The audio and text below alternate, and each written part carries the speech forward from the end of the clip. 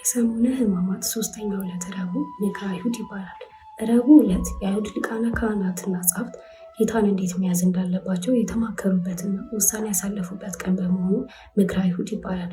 ወቅቱ የፋሲካን በዓል የሚያከብሩበት ቀን በመሆኑና ብዙ ሕዝብ ጌታን ይከተለው ስለነበር ሁካታ እንዳይፈጠር ስጋት ነበረባቸው።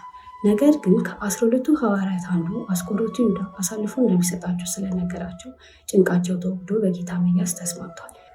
የመልካም መዓዛ ቀንም ይባላል። ጌታችን በዚህ ዕለት በለምጻሙ በስምዖን ቤት ተቀምጦ ሳለ መላ ሕይወቷን በዝሙት አስገዝታ ትኖር በነበረች ማርያም እንተ እፍረት ወይም ባለሽቷ ማርያም ዋጋው እጅግ ውድ የሆነ የአልባስጥሮስን ሽቶ አምጥታ በራሱ ላይ በማርከፍከፍ ስለቀባችው የመዓዛ ቀንም ይባላል። የእንባ ቀንም ይባላል። ባለሽቷዋ ሴት ወይም ማርያም እንተ እፍረት ኃጢአቷን ይቅር እንዲልላት እየለመነችው ከእግሩ ስር ተደፍታ በእንባዋ እግሩን ስላላሰችው የእንባ ቀንም ይባላል። ስብሐት ለእግዚአብሔር።